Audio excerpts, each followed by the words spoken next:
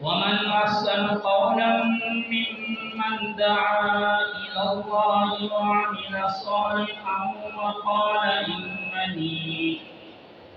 وقال إنني من المسلمين. وقال النبي صلى الله عليه وآله وسلم: من رأى منكم منكرا فليغيره بيده، فإن لم يستطع فبلسانه، وإن لم يستطع فبقلبه، وذلك أضعف الإيمان، أو كما قال عليه الصلاة والسلام: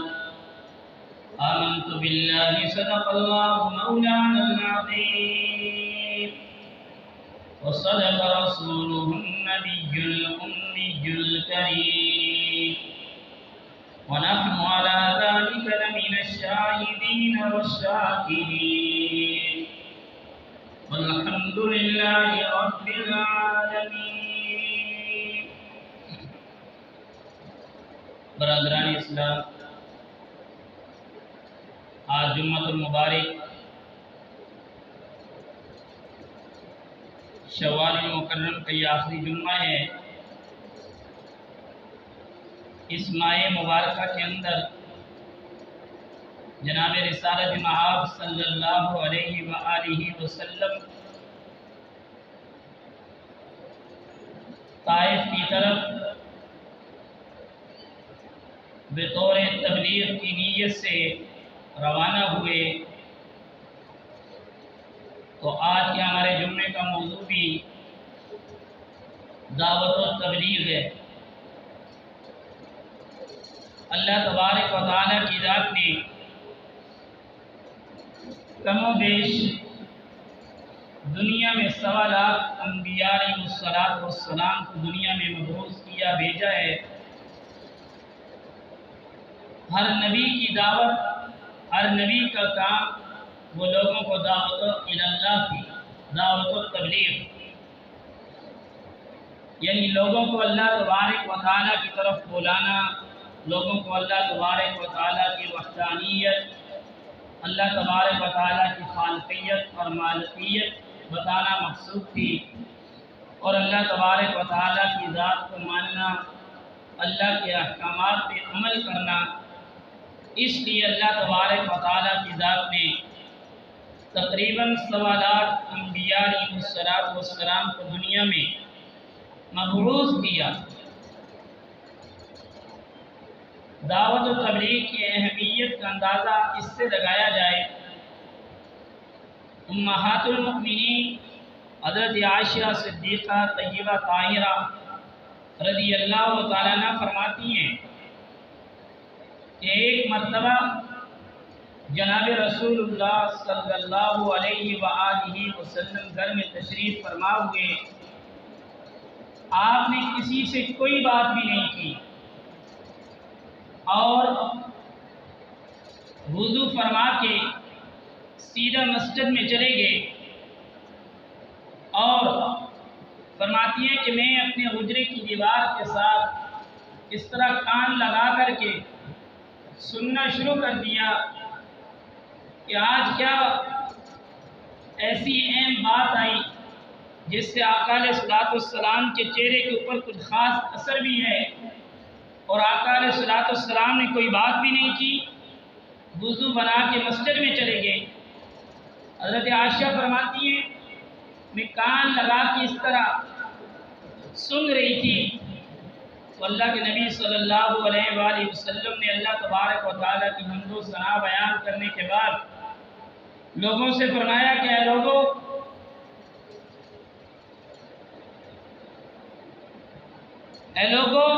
امر بالمعروف اور نہی عن المنکر کرتے رہو،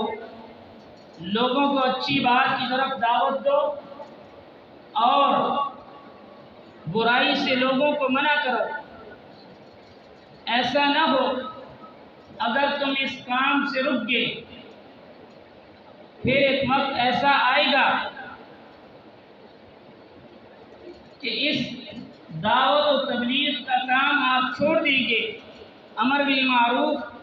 اور نہی عن المنکر کو آپ جب چھوڑ دیں گے تو تمہارے نیک لوگ بھی اللہ کے آگے جب دعائیں مانگیں گے تو ان کی دعائیں بھی قبول نہیں ہوں گی۔ یہ امر بالمعروف ہے کیا چیز؟ کہ لوگوں کو اچھائی کی طرف بلانا، لوگوں کے اندر اچھائی کو عام کرنا۔ اور یہ بھی ذہن میں رکھ لیں کہ صرف امر بالمعروف، اچھے کام کی دعوت دینا، یہ صرف کسی ایک طبقے کا، کسی ایک فرد کا، کسی ایک جماعت کا کام نہیں، یہ ہر مسلمان کی ذمہ داری ہے۔ اچھا کام کیا ہے؟ اچھی ذمہ داری انسان کے اوپر کیا ہے؟ دعوت و تبلیغ کہتے کس چیز کو ہے؟ دعوت و تبلیغ اس چیز کا نام ہے کہ مجھے اور آپ کو، میرے اور آپ کے کانوں میں اذان کی آواز آئی ہے، ہم خود بھی مسجد کی طرف آئیں اور ہمارے ساتھ جو کھڑا ہوا ہے ہم اس کو بھی دعوت دیں کہ آؤ مسجد کی طرف، اللہ کی طرف سے منادی مؤذن پکار رہا ہے، یہ دعوت و تبلیغ ہے۔ اور اسی طریقے پر کوئی آدمی صاحب استطاعت ہے، اس کو زکوٰۃ خود بھی ادا کرے، دوسروں کو بھی بولے، اور جتنا بھی ہو سکتا ہے وہ لوگوں کو اچھے اور دین کی طرف دعوت دے۔ یہ ہے دعوت و تبلیغ، یہ ہے امر بالمعروف۔ اور نہی عن المنکر کس چیز کا نام ہے؟ کہ کسی شخص نے دیکھا کوئی ظلم کر رہا ہے، کوئی برائی کر رہا ہے، کوئی گناہ کر رہا ہے، کوئی کسی کا مال کھا رہا ہے، کوئی کسی کی چوری کر رہا ہے،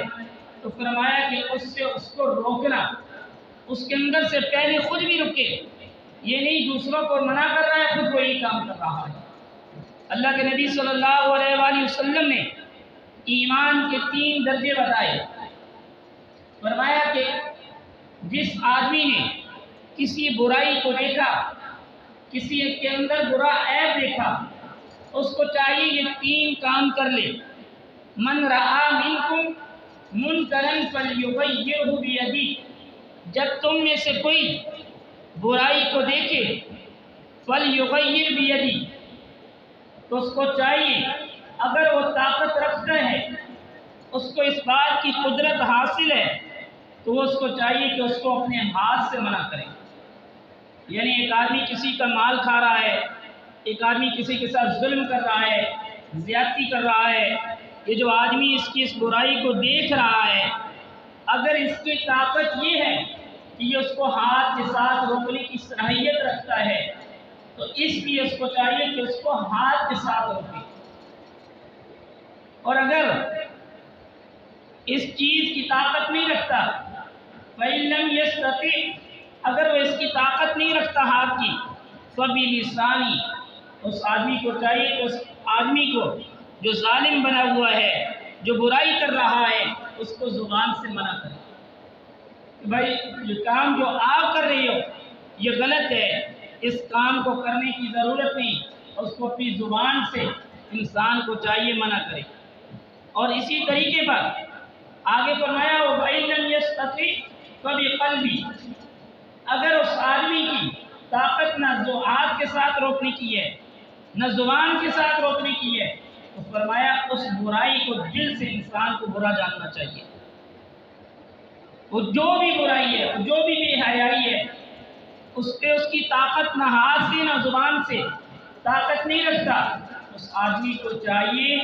اس برائی کو اپنے دل سے برا جانے۔ آگے اللہ کے نبی نے فرمایا وَذَلِكَ أَضْعَفُ الْإِيمَانِ، یہ ایمان کا سب سے ہلکا درجہ ہے۔ یعنی اگر کوئی آدمی برائی کو دیکھ کر، کسی پہ ظلم ہوتے ہوئے ظلم کو دیکھ کر بھی اس پہ خاموش ہے، اس کو دل سے بھی برا نہیں مانتا، اللہ کے نبی نے فرمایا یہ سب سے ہلکے ایمان کی علامت ہے۔ یعنی دل سے اس چیز کو اگر برا نہیں مانتا تو یہ تو بالکل خسارے میں ہے۔ اگر ایک آدمی 2 کی طاقت نہیں رکھتا اور اس کے باوجود تیسرا اس کو دل سے بھی برا نہیں مانتا، فرمایا کہ یہ ایمان کی سب سے ہلکی علامت ہے۔ ہمارا ایمان کب کامل ہوگا؟ کہ اللہ نے ہمیں جس درجے کی طاقت دی ہے، ہم نے اس درجے کے مطابق امر بالمعروف اور نہی عن المنکر کرنا ہے۔ کسی کا مال، کسی کے لیے کسی کو قتل کرنا، زیادتی کرنا، اس کے ساتھ ناانصافی کرنا، اس سے اللہ کے نبی صلی اللہ علیہ وسلم نے منع فرمایا۔ امر بالمعروف اسی کا نام ہے، اور قرآن کریم فرقان حمید نے واضح ہمیں یہ بات بتا دی، وَمَنْ أَحْسَنُ قَوْلًا مِّمَّنْ دَعَا إِلَى اللَّهِ وَعَمِلَ صَالِحًا۔ اس شخص سے خوبصورت، اس شخص سے اچھا کون ہو سکتا ہے جو لوگوں کو اللہ تبارک و تعالیٰ کی طرف دعوت دے، جو لوگوں کو اللہ تبارک و تعالیٰ کی طرف بلائے۔ اللہ فرماتے ہیں اس سے خوبصورت، اس سے کائنات کے اندر اچھا، اس سے کائنات کے اندر محسن، اس سے کائنات کے اندر سب سے اعلیٰ کوئی بھی نہیں ہو سکتا، صرف وہی ہو سکتا ہے جو اللہ کی طرف لوگوں کو دعوت دے رہا ہو۔ میرے محترم دوستو، دعوت کا مطلب کیا ہے؟ دعوت انبیاء علیہ السلام کی سنت ہے، دعوت سوالات انبیاء علیہ السلام کی سنت ہے، اور اس سے بڑھ کر اس امت محمدیہ صلی اللہ علیہ وآلہ وسلم کی خوش قسمتی اور خوش نصیبی کا اندازہ لگائیں۔ جو کام پہلے انبیاء علیہ السلام کے ذمہ تھا کہ وہ صرف نبی کرتے تھے، ان کی امتیں نہیں کرتی تھی، وہ دعوت اللہ کا کام ان کی امتیں نہیں کرتی تھی، بلکہ صرف انبیاء علیہ السلام کرتے تھے۔ اس امت محمدیہ کو اللہ تبارک و تعالیٰ نے یہ خصوصیت اور یہ مقام اور مرتبہ دیا ہے کہ جو کام انبیاء علیہ السلام کا تھا وہی کام اس امت کا بھی ہے۔ یہ میرے اور آپ کے لیے اعزاز کی بات ہے کہ ہم خود بھی اچھے کام کریں اور لوگوں کو بھی اس برائی سے منع کریں۔ ایسا نہ ہو ہم خود تو کسی برائی سے منع کر رہے ہوں اور لیکن خود کر رہے ہیں، ہم دوسروں کو بولیں جاؤ نماز پڑھنے کے لیے، خود نماز نہیں پڑھ رہے، ہم کسی کو منع کریں کہ کسی پہ ظلم نہیں کرو اور خود ہم ظالم بنے ہوئے ہیں، ہم کسی کو منع کریں کسی کا مال نہیں کھانا ہے اور خود ہم کسی کا مال کھا رہے ہیں، کسی پہ بہتان نہیں لگانی ہے اور خود ہم بہتان لگا رہے ہیں۔ فرمایا دائی کی صفت یہ ہے وَعَمِلَ صَالِحًا، وہ خود بھی اچھے کام کرنے والا ہو، وہ خود بھی اچھے کام کرنے والا ہو۔ اس کو چاہیے کہ وہ خود بھی جب اچھے کام کرے گا تو اس کی دعوت کے اندر اللہ تبارک و تعالیٰ کی ذات اثر ڈالیں گے، اور لوگ اس کے کام کو دیکھ کر، دعوت و تبلیغ کے کام کو دیکھ کر لوگ اس کے کہنے کے اوپر بات پر عمل بھی کریں گے، اور اللہ تبارک و تعالیٰ جو بھی اس کی دعوت پہ دین کا یا دنیا کا کوئی بھی اچھا کام کرے گا، جتنا ثواب اللہ اس کو عطا کریں گے اتنا ہی اللہ اس کو بھی عطا کریں گے۔ اس سے بڑھ کر انسان کی خیر خواہی اور کیا ہو سکتی ہے؟ حضرت ابو درداء رضی اللہ تعالیٰ عنہ فرماتے ہیں کہ نبی کریم صلی اللہ علیہ وآلہ وسلم نے فرمایا کہ میری امت اس وقت تک ہلاک نہیں ہوگی جب تک ان پہ وہ بنی اسرائیل والوں کا وقت نہ آ جائے۔ حضور اکرم صلی اللہ علیہ وآلہ وسلم سے صحابہ نے پوچھا اللہ کے رسول بنی اسرائیل میں وہ کیا بات تھی، ان کے اندر وہ کون سا عیب تھا؟ فرمایا ان کے جو لوگ نیک لوگ تھے، اچھے لوگ تھے، بڑے لوگ تھے، مقام اور مرتبے والے لوگ تھے، وہ جس وقت اپنے کی یا کسی بڑے کی برائی کو دیکھتے تھے اس پر درگزر کر دیتے تھے، اس کو بتاتے نہیں تھے، تو جب انہوں نے یہ کام شروع کیا تو اللہ تبارک و تعالیٰ نے ان کے عذاب نازل کر دیا۔ میرے محترم دوستو، یہ جو دین ہے اللہ تبارک و تعالیٰ کی ذات نے اپنے محبوب صلی اللہ علیہ وآلہ وسلم کی زبان مبارکہ سے یہ بات ارشاد فرما دی ہے کہ ایک وقت ایسا آئے گا کہ اللہ تبارک و تعالیٰ کی ذات اس دین کو پوری دنیا کے اندر غالب کریں گے، اور آقا علیہ السلام نے فرمایا جو لوگ خوشی سے قبول کر لیں گے اللہ ان کو عزت عطا فرمائے گا، اور جو لوگ اس چیز سے دور ہو جائیں گے، جو لوگ اس دین پہ آنے کے لیے تیار نہیں ہوں گے، اللہ تبارک و تعالیٰ کی ذات ان کو ذلیل اور رسوا کر دیں گے، اور وہ اس ذلت اور رسوائی کی وجہ سے اس دین پر آنے کے لیے بھی تیار ہو جائیں گے اور ساتھ ٹیکس دینا بھی شروع کر دیں گے۔ اور آپ علیہ السلام نے فرمایا جس قوم کے اندر دعوت کا کام، لوگوں کو اچھائی کی طرف بلانے کا کام روک دیا جاتا ہے، برائی سے روکنے کا کام روک دیا جاتا ہے، لوگ اچھائی کی طرف کسی کو بلانے سے گریز ہو جاتے ہیں، کسی کو اچھائی کی طرف بلانے سے رک جاتے ہیں، اور برائی ان کی آنکھوں کے سامنے ہو رہی ہوتی ہے اور وہ اس سے رک جاتے ہیں، تو اللہ کے نبی صلی اللہ علیہ وآلہ وسلم نے فرمایا اللہ تبارک و تعالیٰ کی ذات ان پر ایسے حکمران مسلط کر دیں گے جو ان کے بڑوں کی بھی عزت نہیں کریں گے اور اسی طریقے پر ان کا بھی خیال نہیں رکھیں گے، بلکہ فرمایا کہ ان کے خلاف ان کے نیکوکار بھی اللہ کے آگے دعا کریں گے، اللہ ان کی بھی دعا قبول نہیں کرے گا۔ یہ دعوت اللہ کا کام اتنا خاص ہے، ہر آدمی کی ذمہ داری ہے، وہ اپنے گھر سے لے کر کے اپنے دوستوں تک۔ آج ہماری میری اور اپنی ہر آدمی کی یہ خواہش ہے کہ دین پوری دنیا میں غالب آ جائے۔ ہم ہر ایک آدمی مجھ سمیت ہر آدمی کی یہ خواہش کہ دین غالب آ جائے، دین پوری دنیا میں عام ہو جائے، لیکن سب سے پہلے میرے محترم دوستو، یہ دین تب غالب آئے گا جب میں اور آپ اپنے 6 فٹ کے 5 فٹ کے قد کے اوپر اپنے اس دین کو نافذ کریں گے، کہیں دور سے نہیں۔ اللہ کے نبی صلی اللہ علیہ وآلہ وسلم کو جو سب سے پہلے دعوت اللہ کے کام کے لیے کہا گیا وَأَنذِرْ عَشِيرَتَكَ الْأَقْرَبِينَ، اے محبوب صلی اللہ علیہ وآلہ وسلم سب سے پہلے آپ اپنے عزیز، اپنے قریبی رشتہ داروں کو دین سے ڈرائیے، کفر سے ڈرائیے، ان کو دین اور دعوت و تبلیغ کا کام کیجیے۔ ہم کسی دوسرے کے لیے ناصح تو بن جاتے ہیں، ان کو نصیحت کرنے کے لیے بڑے بڑے بیان لیکچر دینا شروع کر دیتے ہیں، لیکن جس وقت اپنی بات آتی ہے ہم اس کے اندر کھوٹے ہوتے ہیں۔ یاد رکھنا دین تب غالب آئے گا مجھے اور میرا اور آپ کا عمل ایسا ہوگا، ہمیں دیکھ کر لوگ دین کی طرف آئیں گے۔ صحابہ اکرام رضوان اللہ علیہم اجمعین کی دین کے اوپر کس وجہ سے، ان کی وجہ سے دین غالب تھا کہ وہ جو بات حضور اکرم صلی اللہ علیہ وآلہ وسلم کی زبان مبارکہ سے سنتے تھے اس پر عمل بھی کرتے تھے۔ آج ہمارے ہاں ہم دین کی اسی بات کو ماننے کے لیے تیار ہیں جو میرے فائدے کی ہے۔ ہم نے قرآن کریم کی تلاوت بھی اس وجہ سے کرنی ہے، اگر میں بیمار ہوں تو میں نے قرآن کی تلاوت کرنی ہے، اگر میرے گھر کے اندر بیماری ہیں، میرے گھر کے اندر فاقہ ہے، میری دکان میرا کاروبار چلنے کے لیے تیار نہیں، میں نے قرآن خوانی کروانی ہے، یہ ساری چیزیں، مر گیا ہے تو اس کے لیے فاتحہ خوانی کروا لی ہے۔ ہم میں سے کسی نے بھی قرآن کو اس لیے نہیں پڑھنا کہ یہ اللہ کی کتاب ہے، ہم نے اس نیت سے نہیں پڑھنا، ہم نے اپنے مقصد کے لیے، مقصد زندگی کے لیے کہ یہ میرا مقصد زندگی قرآن کریم کے لیے۔ علماء نے لکھا ہے جس آدمی نے جس مقصد کے لیے قرآن پڑھا اللہ نے اس قرآن کی برکت سے اس کے مسائل حل کر دیے۔ اگر ہم مسلمان قرآن کریم کو اس نیت سے پڑھیں کہ اس قرآن کے مطابق میری اور آپ کی بلکہ سارے ان مسلمانوں کی زندگی ہو جائے تو کیا مجال، اگر ہمارے دنیا کے کام وہ ہو سکتے ہیں تو کیا اللہ کے دین کے اوپر چلنا ہمارے لیے مشکل ہو سکتا ہے؟ آج اس وقت ہم اللہ کے نبی صلی اللہ علیہ وآلہ وسلم نے ہمیں بہترین امت کس لیے کہا، اللہ نے ہمیں بہترین امت کس لیے کہا، تو میں کنتم خیر امت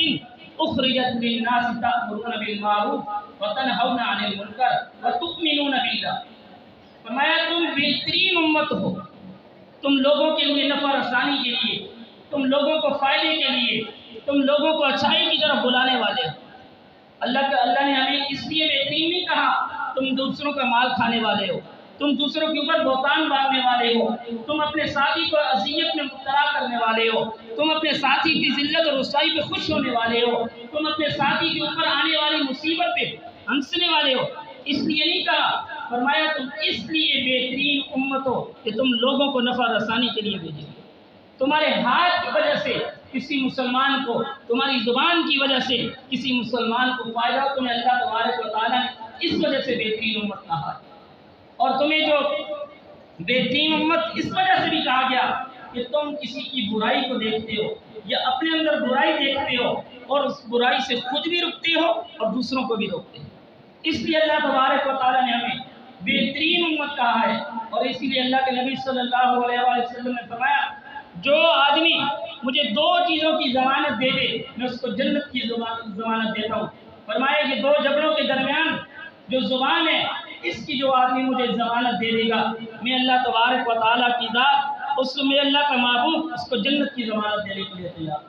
اکثر و بیشتر اس زبان سے نکلے ہوئے الفاظ تیر اور تلوار سے بھی زیادہ گہرے ہوتے ہیں۔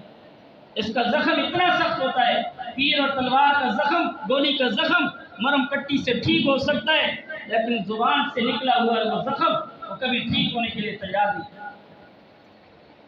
اور ہمارے اندر یہی چیزیں،